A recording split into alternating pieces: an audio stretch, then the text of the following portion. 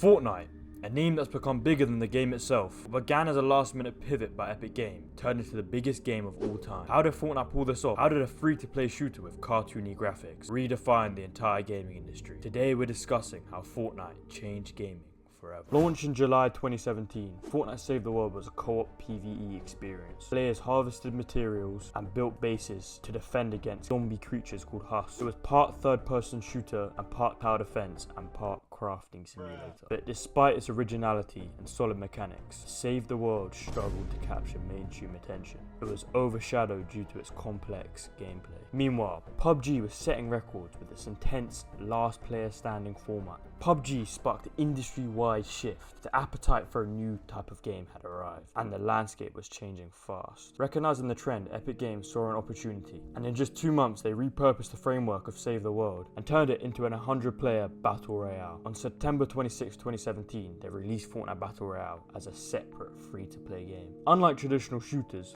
Fortnite allowed players to construct their own buildings mid-fight. They added an entirely new mechanic where high ground and building mechanics were just as important as aim. The creativity that Fortnite's building mechanic allowed made every encounter feel unpredictable. It allowed every player to uniquely control their environment. This innovation fueled an explosive rise of popularity. Streamers and content creators embraced it instantly, and Twitch viewership skyrocketed. YouTube was flooded with highlight reels and new creators. Come on if you remember Daquan, the fucking GOAT.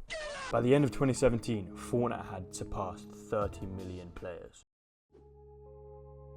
One of Fortnite's most significant and lasting contributions to the gaming industry was its item shop. At the time, most free-to-play games relied on pay-to-win models and exploitive loot boxes. Fortnite introduced something different: monetization that focused entirely on cosmetics. Skins, emotes, gliders, and pickaxes were introduced, none of which gave an edge in gameplay. Fortnite didn't just sell outfits, it sold you identity. Then came the Battle Pass, which was first introduced in Season 2. For a small fee, players could unlock a progression system that rewarded consistent play with cosmetics. Unlike traditional cases, the Battle Pass made everything visible. There was no gambling, you knew exactly what you were working towards. Each new season brought new themes and rewards in the Battle Pass. It gave players incentive to play, which was unheard of in the gaming industry. And financially, this model was a huge success. In 2018 alone, Fortnite earned over 2.4 billion in revenue, becoming the highest grossing free-to-play game at the time. It was so successful that it reshaped the industry. Games like Call of Duty, Apex, Valorant, every game has adopted the Battle Pass structure nowadays. Fortnite was already dominating the gaming landscape by 2018, but what Epic did next pushed Fortnite beyond its genre.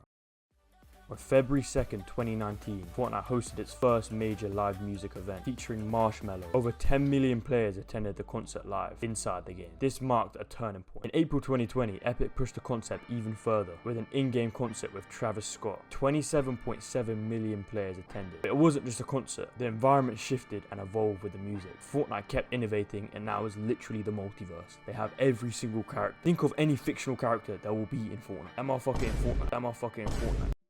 Recently, I've been hearing a lot of talk about Fortnite dying. I've been seeing it all over YouTube. As someone who's played Fortnite since Season 1, and it's been a big part of my life growing up, I've watched this game get hated on and told that it's gonna die for no reason. So hopefully this video can shed some light on what I consider the GOAT game.